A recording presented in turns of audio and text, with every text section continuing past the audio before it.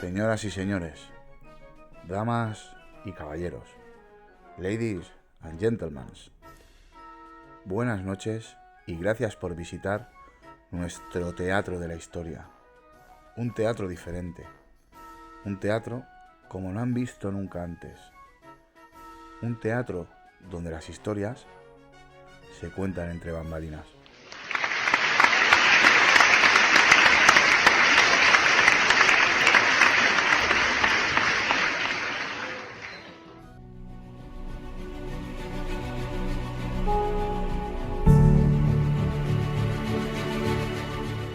Es sorprendente lo fácil que una mentira se asume como verdad cuando se impone desde siempre.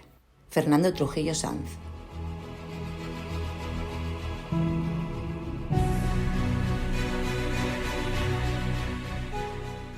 Muy buenas noches, bambalinos, y bienvenidos una semana más a vuestro canal, La Historia entre Bambalinas.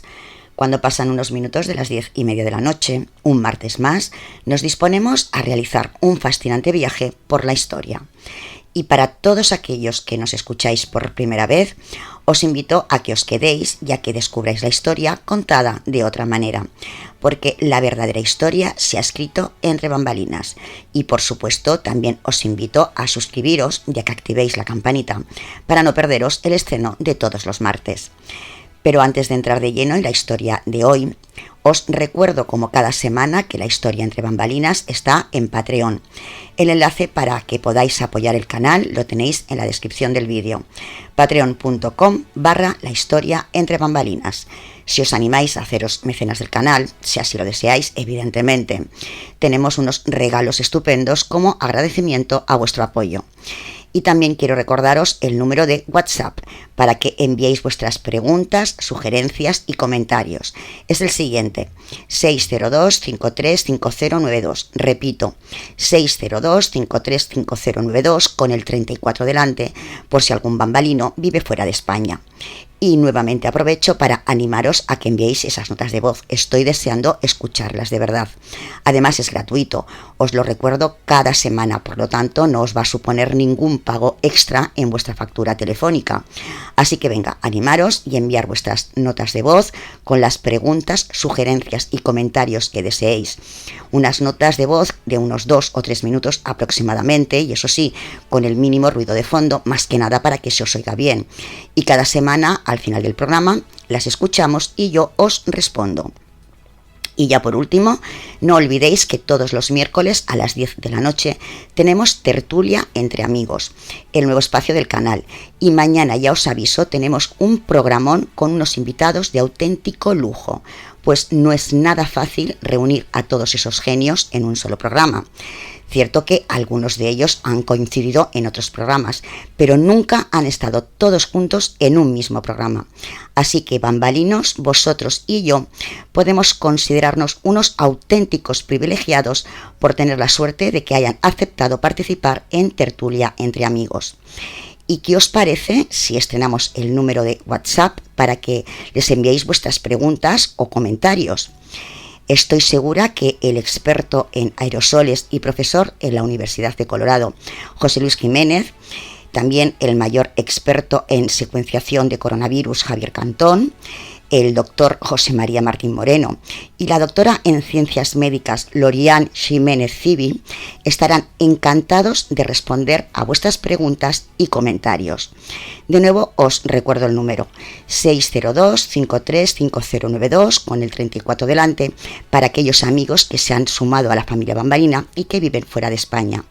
Así que apuntaros en la agenda la cita de mañana a las 10 de la noche e ir enviando vuestras preguntas. Y ahora sí, iniciamos nuestro viaje semanal por la historia. ¿Estáis preparados? Pues venga, que arrancamos.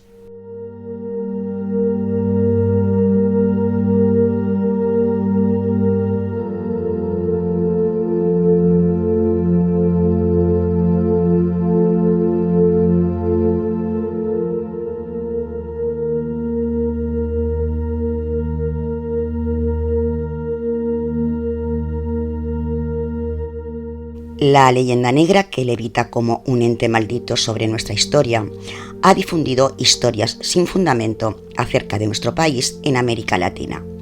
Y sobre esta cuestión hay varias preguntas. ¿Fue España un país esclavista? ¿Es cierto que los conquistadores españoles exterminaron y esclavizaron a las tribus indígenas?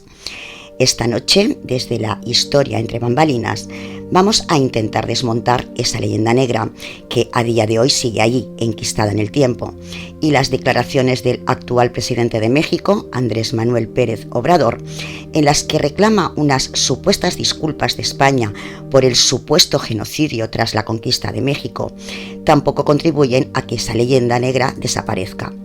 Una leyenda que reaparece con más fuerza cada año cuando se acerca el 12 de octubre. Y lo triste es que ese relato lo compran y hacen suyo desde ciudadanos hasta políticos de muy determinada ideología, alegando sin base histórica alguna que España fue una nación genocida, que los conquistadores españoles saquearon y robaron cuando no es cierto.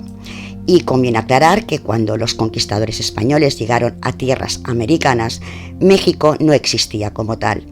Y otro detalle a tener en cuenta es que el señor Pérez Obrador es descendiente de españoles, detalle que por lo visto el caballero en cuestión no recuerda.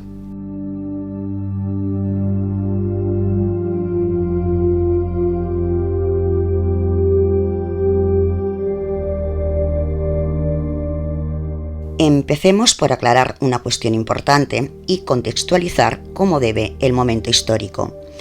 España no descubrió América, y no me estoy refiriendo a otros pueblos que en la actualidad se sabe llegaron mucho antes al continente americano, sino a que España como país, como nación, no existía en aquellos tiempos. La bandera que Cristóbal Colón colocó aquel 12 de octubre de 1492 en Guanajaní fue la del Reino de Castilla, el principal pagador de aquel viaje.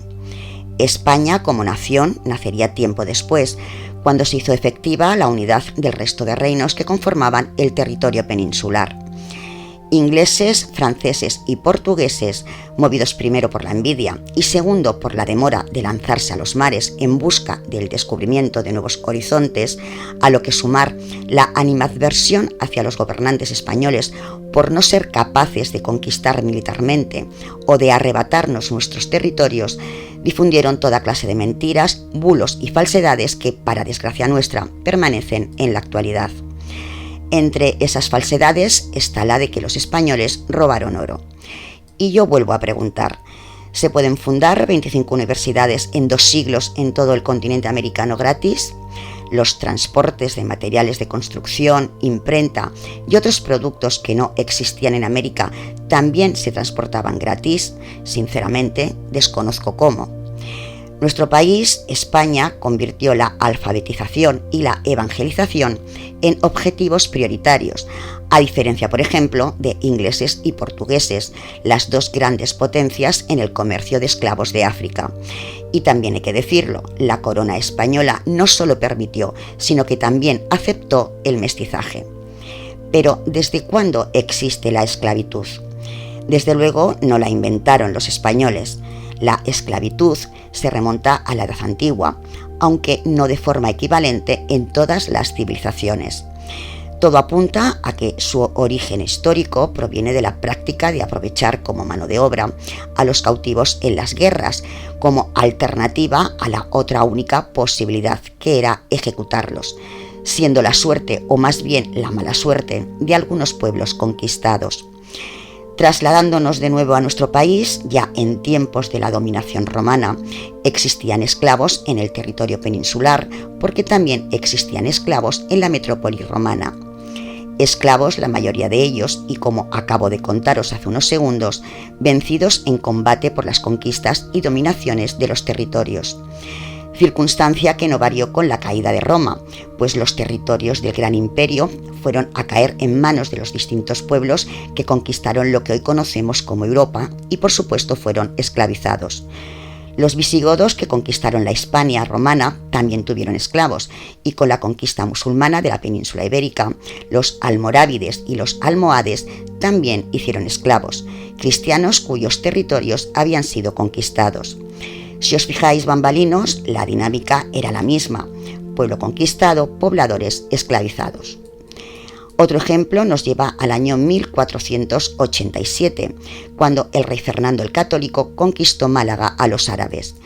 Como castigo, esclavizó a toda la población, enviando una tercera parte a África para canjearlos por prisioneros cristianos, liberándolos así de su esclavitud. Otro tercio, aproximadamente unos 4.000, fueron vendidos para ayudar a sufragar los gastos de la guerra, y el tercio restante se distribuyó como regalo por la cristiandad, como el centenar que fueron entregados al Papa Inocencio VIII, que a su vez los distribuyó entre los sacerdotes. El 22 de enero de 1510, de nuevo Fernando el Católico, autorizó el transporte de 50 esclavos negros, los mejores y más fuertes, para las minas de la Española, siendo el primer envío de esclavos para la explotación de las minas de oro de Santo Domingo.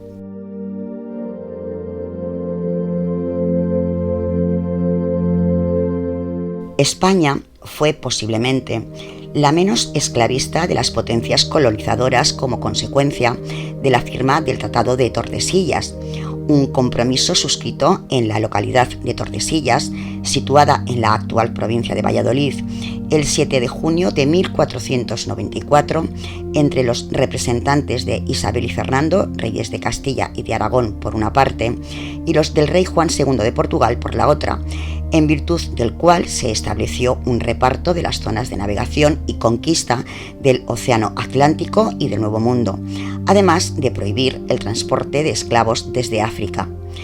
Tratados posteriores, como por ejemplo el firmado en el año 1713 con Inglaterra, cedió la totalidad del comercio de esclavos de raza negra a otras potencias. Indecente, inmoral, poco ético. Desde la visión del ciudadano del siglo XXI, seguro que sí.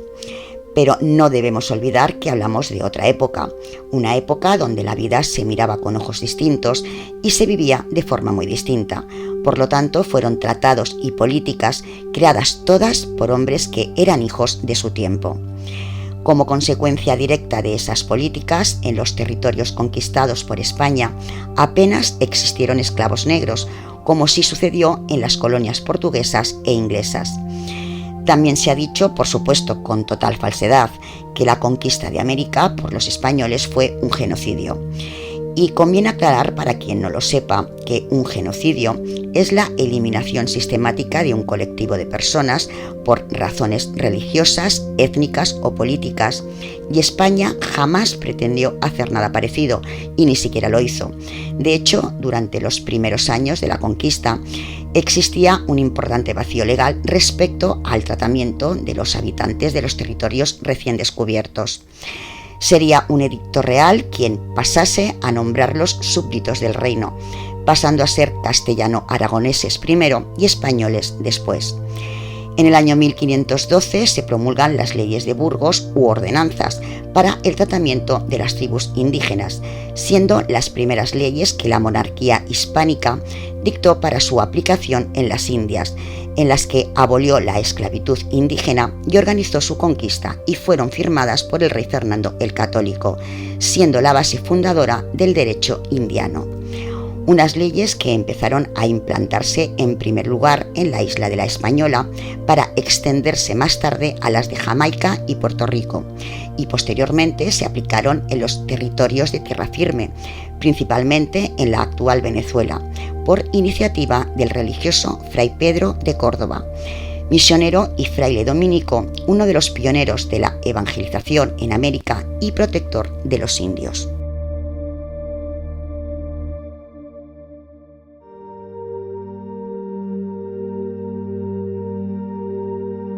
Si bien las ordenanzas ilegalizaron la práctica del repartimiento de los indios en encomienda a los colonizadores españoles a razón de un mínimo de 40 y un máximo de 150 indios, se esforzaron en establecer una minuciosa regulación del régimen de trabajo, es decir, jornal, alimentación, higiene, vivienda y cuidado, con un alto sentido protector y humanitario.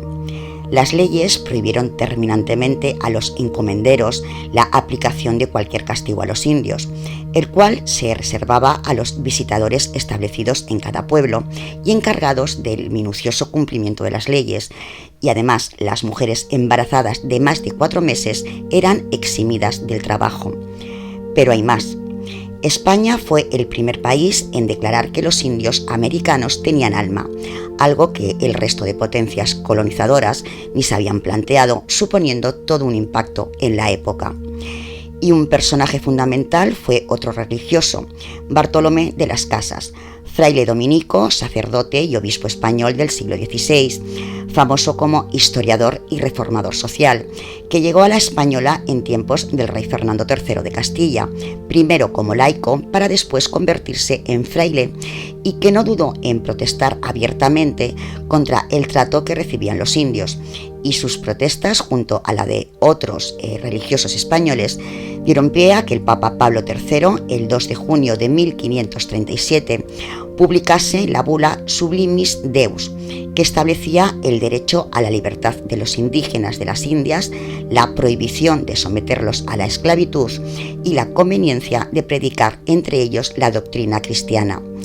Tras esa bula, desde España se estableció el sistema de la encomienda, por el que los indígenas eran encomendados a trabajar obligatoriamente para los españoles, eso sí, con un jornal, nunca como esclavos. Por supuesto, esos españoles tenían la obligación de cristianizar y tratar dignamente a los indígenas, pero testimonios de la época cuentan que la segunda de esas obligaciones, es decir, la de tratarlos dignamente, era frecuentemente incumplida, siendo el colono sancionado por ello. Eso demuestra, bambalinos, que evidentemente desalmados los hubo, que no todo fue perfecto. La historia entre bambalinas con María Barbancho, donde se cuenta la historia sin juicios ni prejuicios.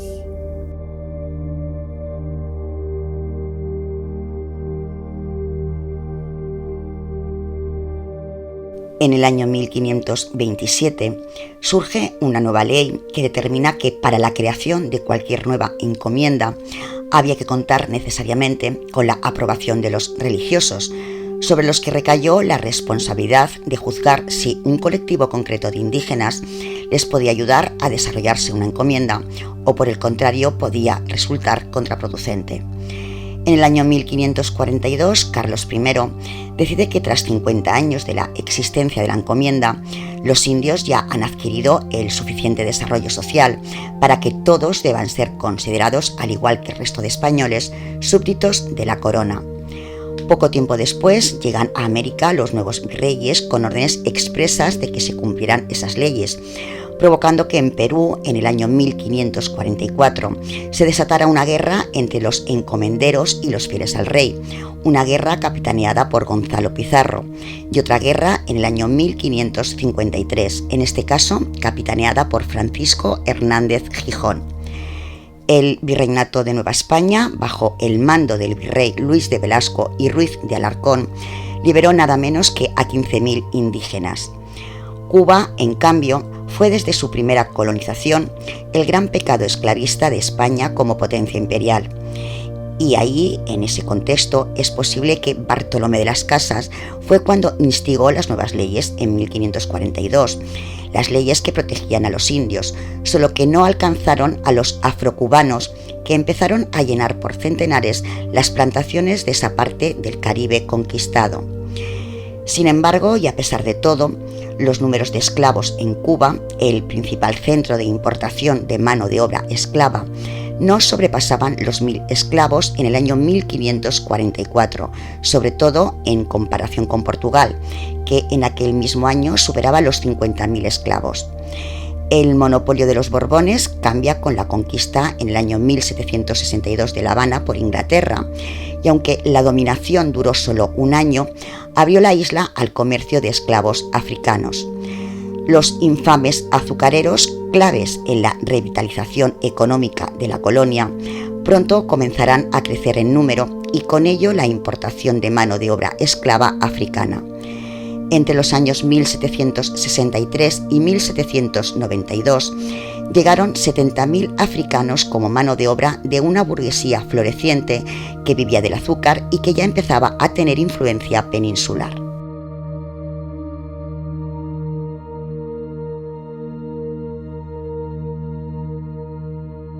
La encomienda fue abolida en el año 1791 con compañías de esclavos ya establecidas, y en el año 1784 es suprimido el carimbo, que consistía en marcar a los esclavos con un hierro candente para demostrar que se habían pagado por él los impuestos correspondientes, evitando así el contrabando de esclavos. Años más tarde, a finales del siglo XVIII, la encomienda fue sustituida por la esclavitud en su más cruel esencia, secuestrando a personas en el África subsahariana cuando era necesaria más mano de obra gratuita, dándose cifras de entre 10 y 60 millones de seres humanos secuestrados entre todas las potencias europeas que tenían intereses en territorio americano, entre ellas España.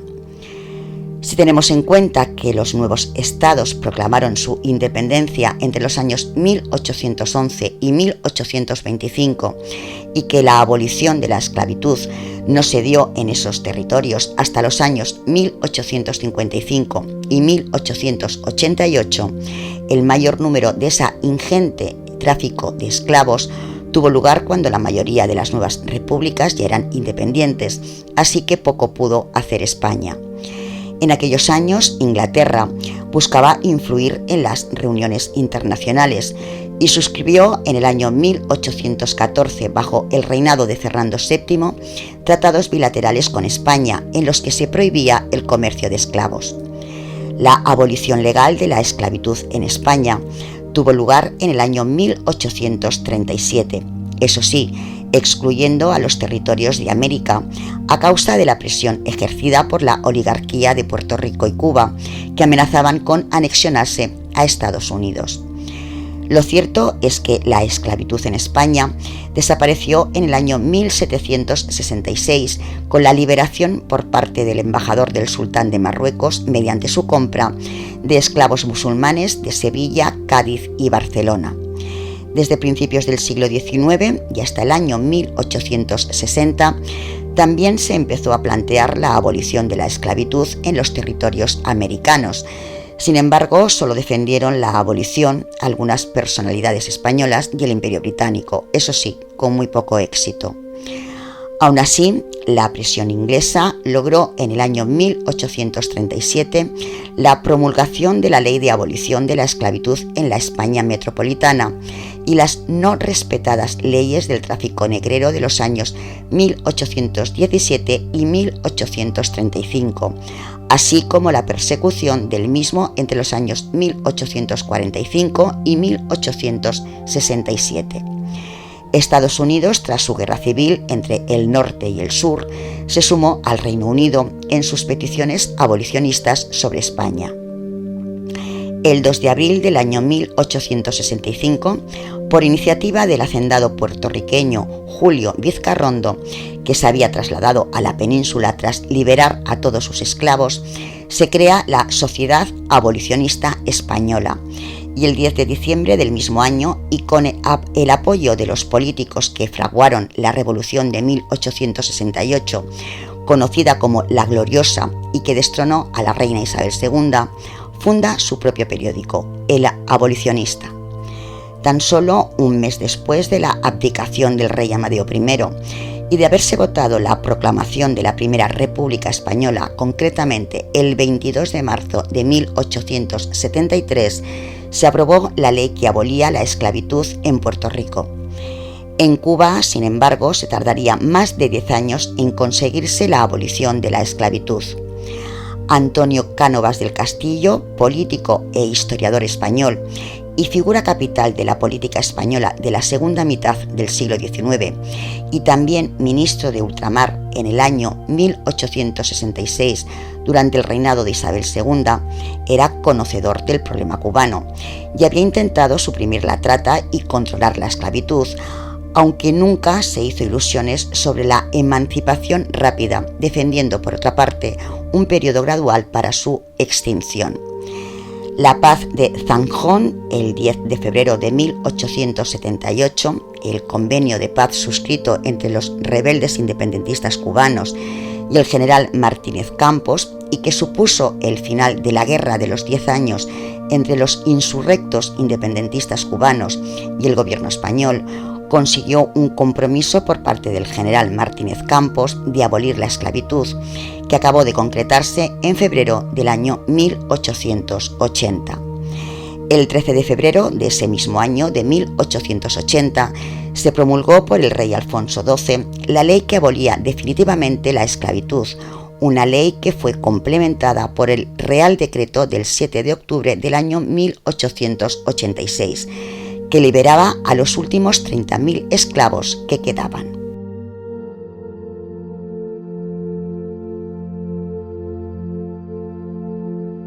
La historia entre bambalinas con María Barbancho, donde se cuenta la historia sin juicios ni prejuicios.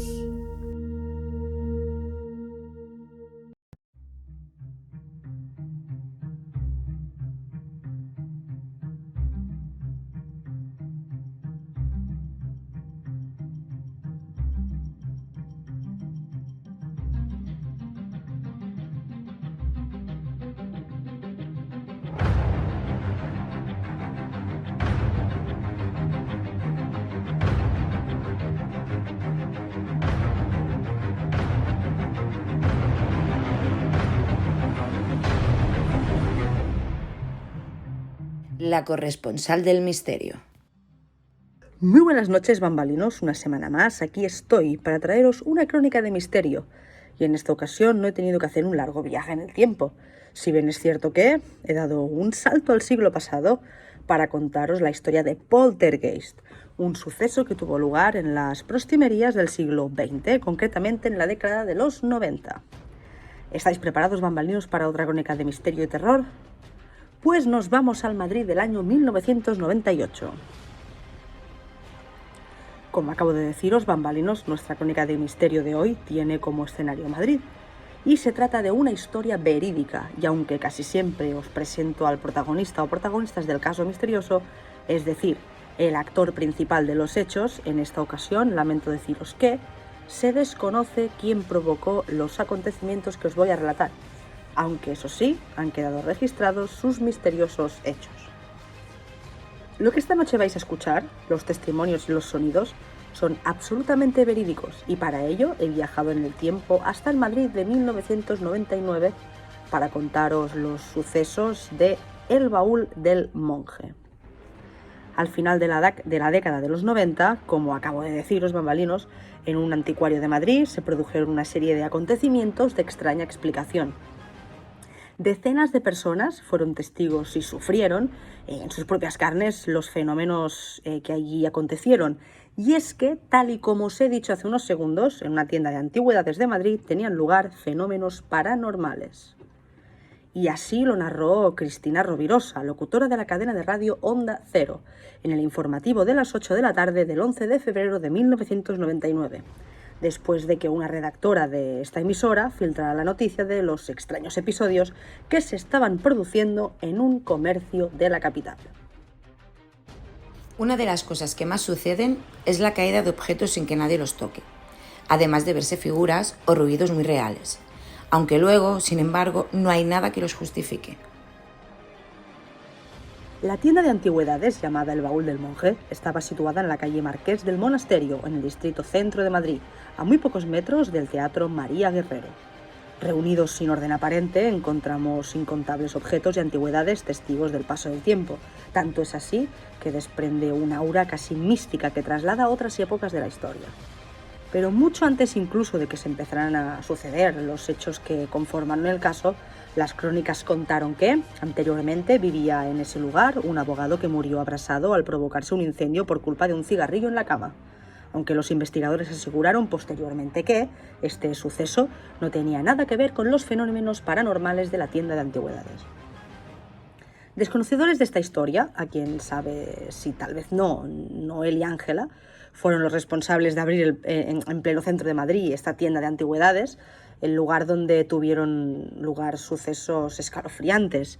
Algunos de los clientes del establecimiento contaron que lo primero que sentían nada más entrar en la tienda era un brusco cambio de temperatura. El lugar en cuestión es muy anárquico en lo referente al orden, es decir, no hay una clasificación de los objetos y antigüedades, lámparas de techo apiladas, viejas cómodas de madera a medio restaurar o figuras de porcelana con la mirada congelada en algún lugar del tiempo. Y todo transcurría con normalidad hasta la llegada de la primavera de 1998, momento en que los investigadores del grupo EPTA, dirigidos por aquel entonces por el padre José María Pilón, se interesaron por los sucesos que estaban ocurriendo allí. El Grupo de Investigación Paranormal EPTA, para los bambalinos que no lo sepáis, es un equipo formado por profesionales de distintas disciplinas que se dedica a la investigación en el campo del fenómeno paranormal.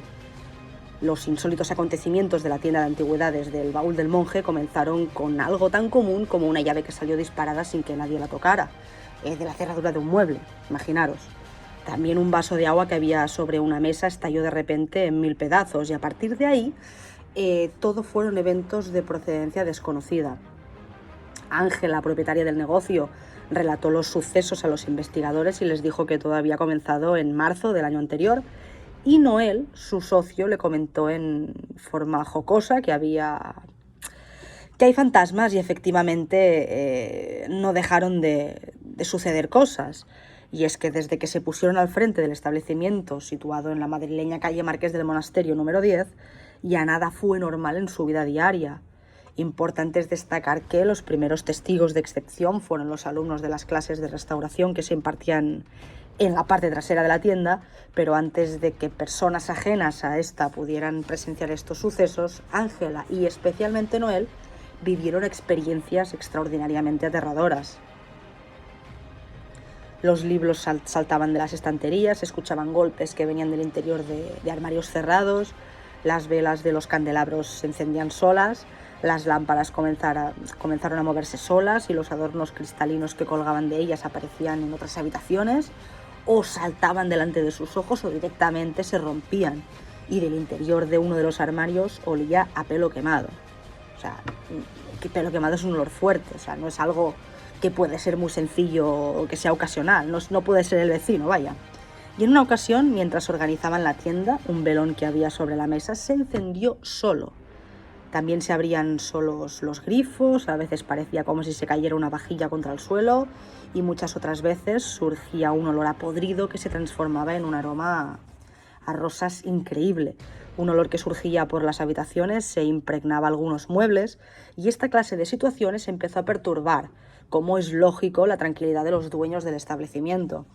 El estupor de los propietarios, Ángela y Noel, les llevó a contar a sus amigos más allegados lo que estaba ocurriendo y en una ocasión, estando con unos amigos en la salita principal, comenzaron a caerles unos trocitos de madera carcomida y húmeda. Pero uno de los fenómenos que más impresionó a Ángela y a Noel fue un suceso sorprendente y a la vez terrorífico, protagonizado por una cabeza de carnero de terracota.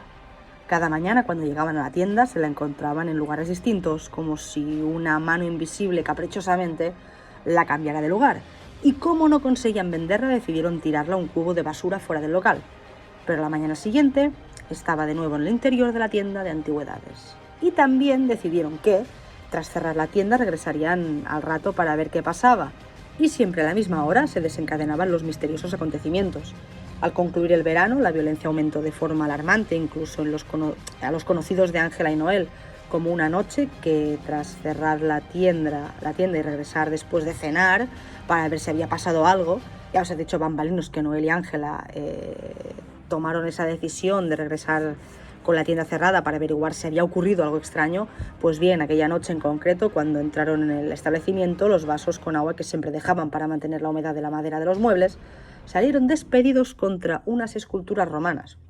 A partir de ese momento, los incidentes empezaron a hacerse permanentes y los clientes comenzaron a presenciar las extrañas escenas, como bombillas que se desenroscaban solas e incluso objetos que aparecían en los bolsos de los clientes una vez habían salido del establecimiento. Y como es lógico, estos salían del local despavoridos, a pesar de que Noel y Ángela se inventaban 1000 excusas para darle una explicación lógica a lo que ocurría. como que se estaban haciendo obras en el edificio y que por lo tanto las vibraciones de las mismas provocaban los ruidos y los movimientos oscilantes de las lámparas, pero llegó un momento que los clientes ya no podían creerlos. Y todos esos extraños y terroríficos fenómenos fue lo que empujó a ponerse en contacto a Ángela y a Noel con el grupo EPTA, como hemos comentado.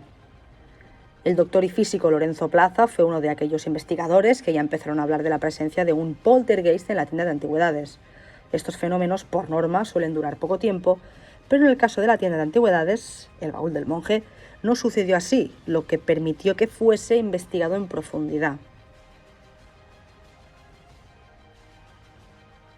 Aunque llevábamos años ya investigando y sabíamos de los fenómenos de poltergeist, pero nunca habían ocurrido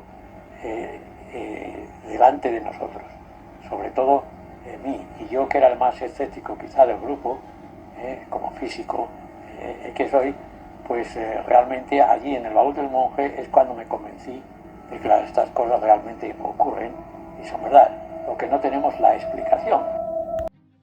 Uno de los fenómenos que más sorprendió a los investigadores fue la aparición, sin saber de dónde había llegado, de la cabeza chamuscada de una muñeca, y así lo recuerda Sol Blanco Soler, investigadora del grupo EPTA.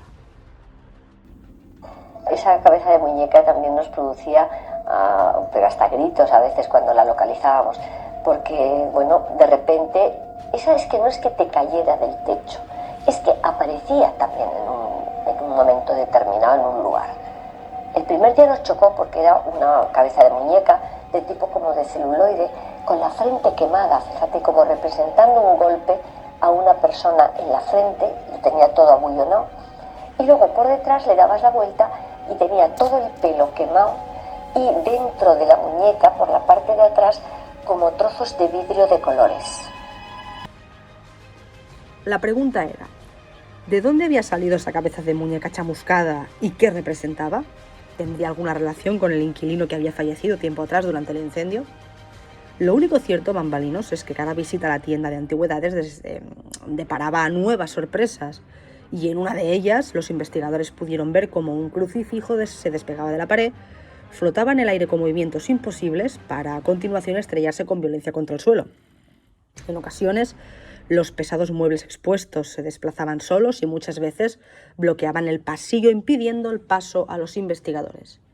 Piedra Cabrero, otra de las investigadoras, fue testigo de ese fenómeno, el de los muebles desplazándose solos, y también presenció otra experiencia que quedó grabada en vídeo, siendo el primer fenómeno poltergeist grabado en televisión, aunque bambalinos, yo solo he tenido acceso al audio de ese vídeo. Empezó a darme gritos, Piedi, ven para acá, mira. Pues voy para allá y me encuentro que en ese pasillo había un travesaño de una cama que estaba metida en una habitación del lado donde estaba el resto de la cama, porque esto es que pues una moneda, pues te recibes cosas y vende, pues una de ellas era la cama y eso estaba en mitad. Venga, chicos, perdonad, pero yo cuando me fui esto no estaba aquí. Entonces me pongo a filmarlo y cuando estoy filmándolo, justo detrás que la puerta de la cocina estaba abierta, justo ahí cae desde el techo, con un ruido tremendo, un objeto que cae sobre una mesa de cristal donde había una barra de hierro que era pues mi caballero, le pega la barra sale disparada para arriba y vuelve a caer. El minucioso estudio que se llevó a cabo en la tienda de antigüedades encontró otra anomalía que la propia ciencia de la física considera imposible. Un campo magnético cero, por lo que alguno de los investigadores pensó que en ese lugar, en ese modesto y a la vez terrorífico anticuario, podía encontrarse, en base a esa anomalía imposible para la ciencia de campo magnético cero, una puerta a otra dimensión espacio-temporal, tal y como queda teorizado en la teoría Rosen-Einstein, y que no es otra cosa que una característica topológica de un espacio-tiempo descrita en las ecuaciones de la relatividad general, que esencialmente consiste en un atajo a través del espejo y el tiempo.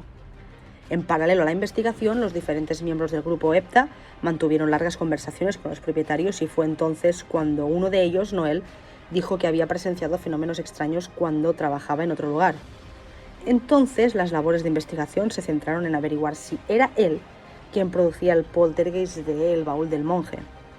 ¿Por qué uno de los propietarios estaba generando esos fenómenos extraños? Un poltergeist que lo hace una persona, no cabe duda que es la persona la culpable de lo que pase, aunque nunca lo reconoce. Él decía que eran unos espíritus malignos. Si se ponía nervioso, empezaron a ocurrir todos los fenómenos. El fenómeno poltergeist no es nuevo en el mundo de la investigación de lo paranormal. De hecho, está más que comprobado que se produce por proyección energética de personas vivas, sino de espíritus, y que están sometidas a gran estrés. Y lo más probable es que se tratase de un típico caso de psicoquinesia espontánea recurrente producido por una de las personas presentes, es decir, uno de los propietarios, no él en este caso, con la salvedad de que, según testimonios de vecinos y del propio conserje del edificio, durante las noches, con el local cerrado, se escuchaban charlas y ruidos como si allí hubiese alguien trabajando. Casos famosos que os puedo mencionar y que también os traeré en un futuro está el del duende de la Valenciana, calle del Esparto, un caso sucedido en el año 1915 y que es el primero en cuanto a este tipo de fenómenos registrado en España. Y también está el famoso caso Vallecas. Y os preguntaréis, bambalinos, ¿qué pasó con los fenómenos extraños de la tienda de antigüedades del baúl del monje? Pues que, igual que aparecieron de forma extraña con el tiempo, fueron reduciendo su intensidad hasta prácticamente desaparecer. Pero con todo y con eso, la reputación del establecimiento, como os podéis imaginar, bambalinos, ya había provocado una importante pérdida de clientes, así que Noel y Ángela decidieron cerrar el negocio. Tras un tiempo cerrado, se abrió una joyería que tampoco duró demasiado. Luego vinieron unas oficinas que corrieron la misma suerte que la joyería, es decir, cerraron al poco tiempo de abrir. En la actualidad es una vivienda particular, cuyo propietaria y conocedora de todo lo que allí ocurrió, vive al margen de todo ello sin que haya denunciado ningún tipo de fenómeno paranormal, al menos que se sepa. Aún así, a día de hoy, todos los interrogantes continúan abiertos sobre lo que ocurrió en realidad en ese lugar, en la tienda de antigüedades El baúl del monje. Y fijaros, bambalinos, si el suceso tuvo repercusión, que incluso se trató en el programa de Cuarto Milenio de nuestro admirado Iker Jiménez. ¿Qué me decís, bambalinos? En el caso de que ese lugar se pusiera de nuevo a la venta o alquiler, ¿os atreveríais alguno o alguna de vosotras a ser el nuevo morador? A buen seguro, eso ya es otra historia. La corresponsal del misterio desde el número 10 de la calle Marqués del Monasterio en el distrito centro de Madrid, a muy pocos metros del Teatro María Guerrero, para la historia Entre Bambalinas.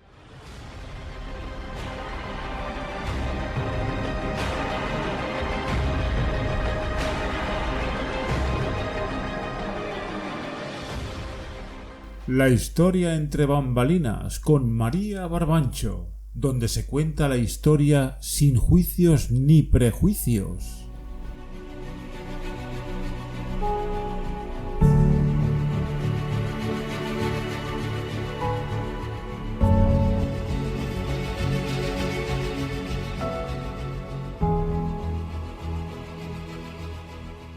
Bambalinos, una semana más hemos llegado al final. Pero no olvidéis que mañana a las 10 de la noche os espero en Tertulia Entre Amigos.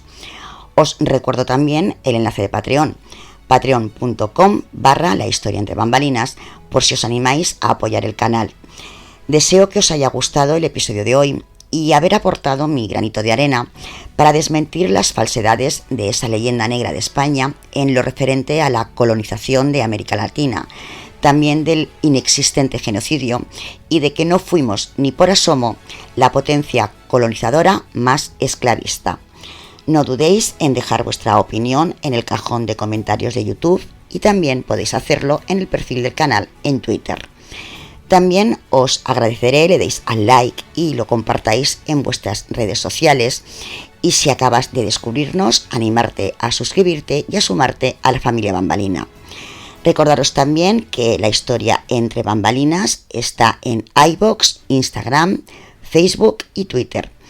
Volvemos a encontrarnos mañana miércoles a las 10 de la noche, aquí en la historia Entre Bambalinas, en Tertulia Entre Amigos, con un programón que no os podéis perder. Hasta entonces, que tengáis felices sueños, bambalinos, y no olvidéis vivir y disfrutar de vuestra propia historia.